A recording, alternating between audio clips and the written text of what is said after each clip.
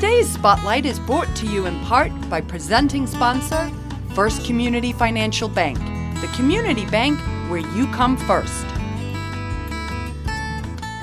You're watching Spotlight, and with me today in studio are Becky Pundy and Kate Coran of Respite Endowment Organization. So welcome to the studio. Thank you very much. Becky, tell us a little bit, what is Respite Endowment Organization?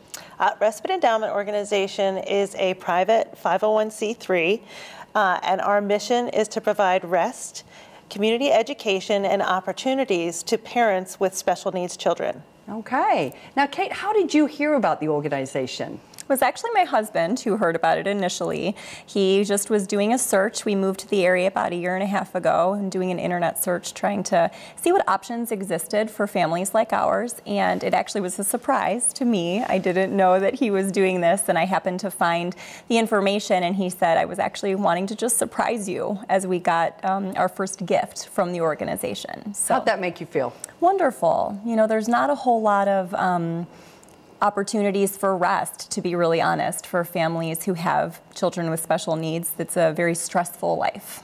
Okay, and I'm thinking now, what prompted you to start this, Becky? Well, it definitely comes from the heart. My husband and I have personal experience with this. We have one daughter who was born with bilateral congenital cataracts, surgery at 10 weeks of age, contacts from birth, and we have another daughter who is on the spectrum, and also, other, comorbid conditions, and it's very stressful.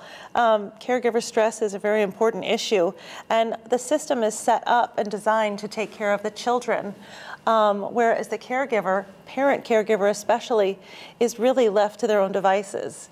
So it's one of those, it's a big hole that is really not taken care of. So it really came out of your personal experience. Absolutely. And wanting to give. That's really wonderful. Yes. Tell us a little bit about what you do. How does it work? So what we do is we have two different forms of gifts. We've got sort of it's called the Respitality Program, where we give gift certificates for massages, spa sort of gifts, and we give dinner certificates, and we also give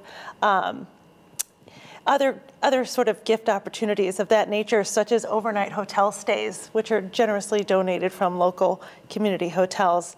And then we've got another area, which it's called the Opportunity Spot, which is in-home respite that is given by a local provider. It's called Bright Star of Naperville, because we, of course, don't have the professional capability to do that. So we are able to, with grant money from the community, to do in-home respite, because that, of course, is not inexpensive. No, and I think you're touching on such an important thing where the service is there for the children, but you've got to take care of yourself, right? Absolutely. The parents have got to be looked after too. Kate, what's been your experience in trying to get support in the past? Not very good, to be honest. You know, you do often hear, like you just said, that you've got to take care of yourself, and that is extremely difficult when you have a child with special needs, because you're running to and from doctors, and you're focusing on education plans, and you're doing all of those different sorts of things. And so there are opportunities that exist, but it's difficult to find them, to be really honest. And so you have to find the time while caring for your child and working and doing all of the other things that you're doing to figure out where those opportunities do exist. Well, and I think probably also very often you put yourself in the back seat. It's always easier to find the other priorities coming to the top, and then that you can get worn out with that. Parenting is tiring to begin with, Yes. right? Oh, yes. Yes, and this is more of a survival mode too. You're constantly being hit with new diagnosis, new issues that are coming up, and you're more of in a reactive mode instead of just being able to parent. It's definitely one of those things that, again, the problem is everyone says take care of yourself, but you're still trying to just make it through the day. It's very difficult to do. Absolutely. Now, how do people access your services? How do they get connected with you, Becky? So we've got a website, and we also have a Facebook page, and we definitely have got applications available on the website. We are still a fledgling operation, so we have limited we're still just servicing Naperville and Lisle areas, but we are hoping to grow, and we are offering new services by partnering with other organizations and doing new programs such as offering trainings and those sorts of things. Okay, and I think that's always partnering, and I would imagine, Kate, I don't know if you've experienced this kind of support, kind of coming together. Do you find yourselves connecting parents together as well, those that have a common bond over a common need?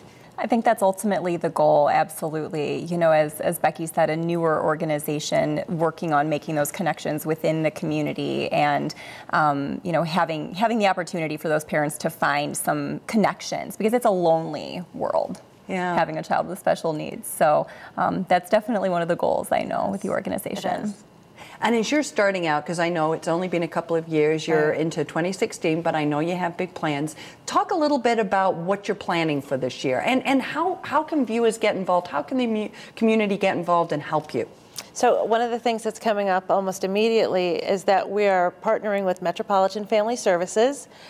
They've got some opportunities with some grant money, and we are going to be offering trainings through Markland's program. It's called Rest Education Support Tools. We're using their programming, and we're going to be doing 2 trainings, one in March and one in April, where we can train neighbors, friends, relatives, anyone, and this includes senior respite training or special needs respite training. It's just basic respite training, 8-hour trainings, 2 times, one in March, one in April, and it will equip these people to have crisis intervention, communication tools, adaptive equipment, kind of more experience, advanced training, so that they can help the families and be volunteers or even be personal support workers to these families. And the training is free for these families. So it's really an exciting opportunity.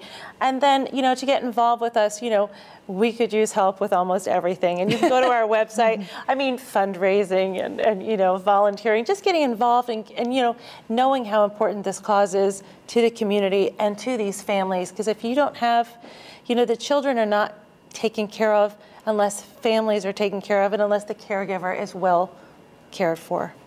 That's terrific. That's terrific. Kate, if you were to sum up kind of just how this interaction, because you said you're new to Naperville, how has this sort of made you feel as far as being in the community? Cared for. Yeah. You know, it's wonderful that such an organization exists, that a parent who understands what parents like us go through, and just having the opportunity to have some support and being cared for. It's wonderful. Glad we can do it. You guys are really, I think it's so great. It's terrific that you're reaching out. I wish you the very best of luck with your organization. And if you would like to help Respite Endowment organization give families like Kate's of special needs children a break, please visit their website. We're going to take a quick break, but we'll be right back with more Spotlight, so stay with us.